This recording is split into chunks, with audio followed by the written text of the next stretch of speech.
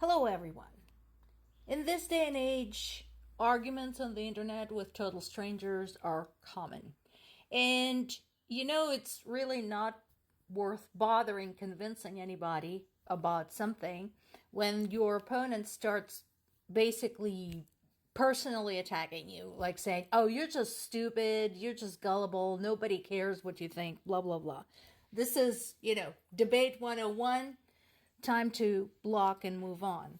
Well, as the peace summit approaches, where we know the central topic will be the war in Ukraine, Russia is using that very tactic, basically saying, oh, y'all are just stupid, nobody cares, to discourage nations from participating. So, what is going on with that? First of all, Russia's deputy foreign minister, Mikhail Galuzin, said that Zelensky and Western participants begged other countries to join. Nobody begged anybody. Everybody was issued an invitation. They're free to show up. They're free not to show up. Nobody's begging them.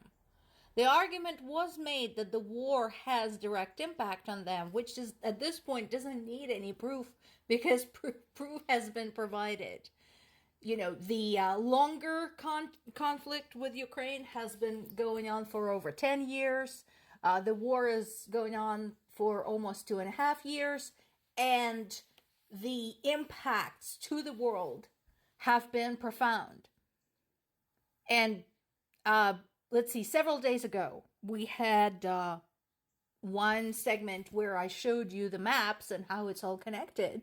And it is all connected. So, nobody's begging anybody. They're just presenting the case of why maybe other countries should be interested. Now, what specifically we are talking about here, we are talking about former Soviet republics. And ever since the fall of the Soviet Union, something that I actually had a chance to witness from the front row, because I was still living in Ukraine at the time and I was 16 years old, is that there appear to be two distinct groups of former Soviet republics.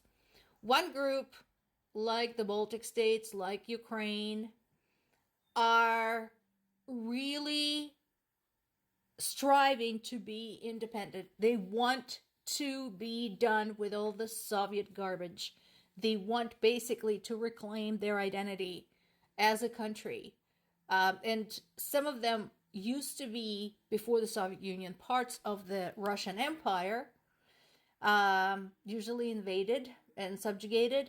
And so they want to be done with all that. They want to be their own countries. And then there are others who remained very heavily under Russian control and Russian influence and continue carrying on pretty much the Soviet tradition of misinformation, fake elections, etc., etc. So whether or not they see this as an opportunity to finally gain their own identity and stop being Russia's lapdogs, that remains to be seen. Now, Russian government says that the countries simply don't want to waste their time visiting the summit. And Russia doesn't want to participate because they maintain that they should be allowed to keep the portion of Ukraine, and Ukraine and its allies disagree. So there is that. Now, notice, we see some parallels there. We had a certain prominent political figure who has been convicted of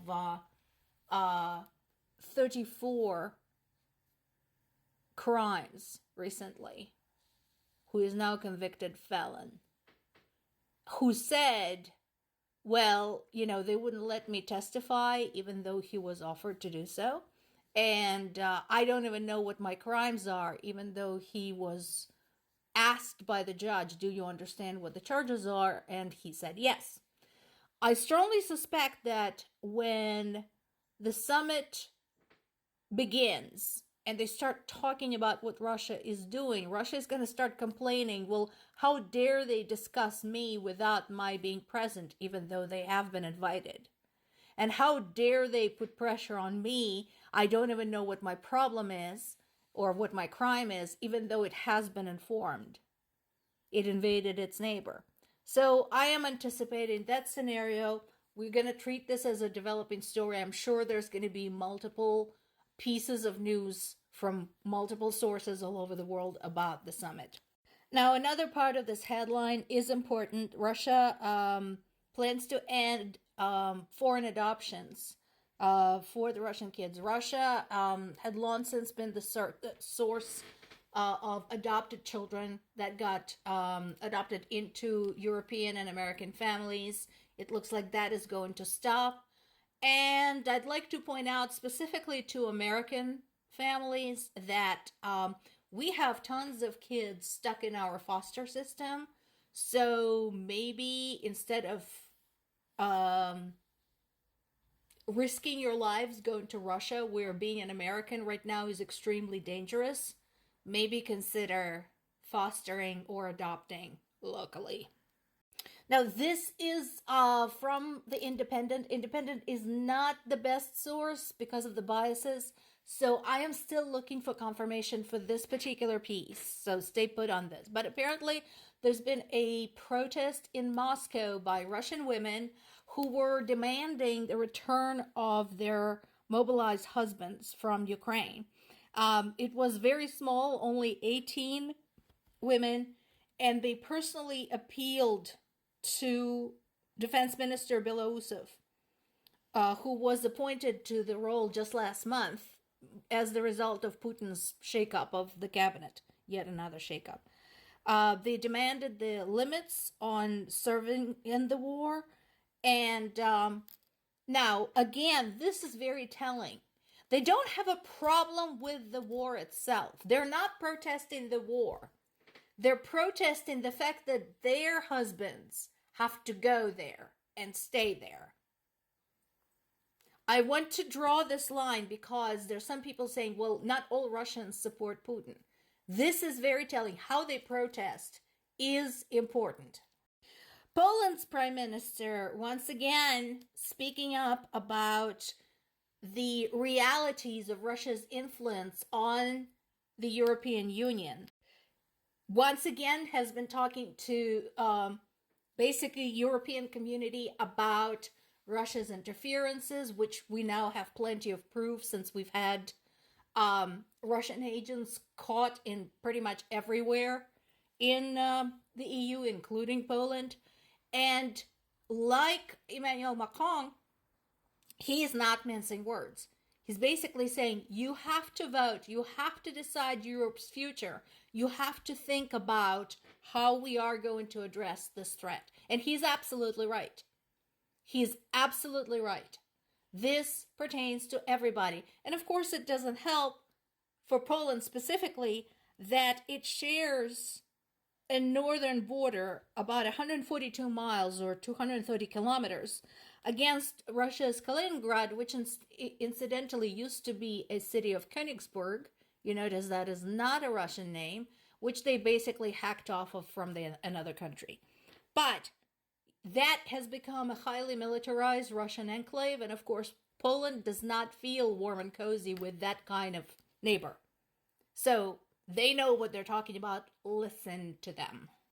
And then there is a little snippet here on BBC, a little sort of up close and personal look into Russia as it is right now, and things like the very Soviet-style posters declaring things that have nothing to do with the truth, and a visit to the library where all of the content is strictly controlled by the government.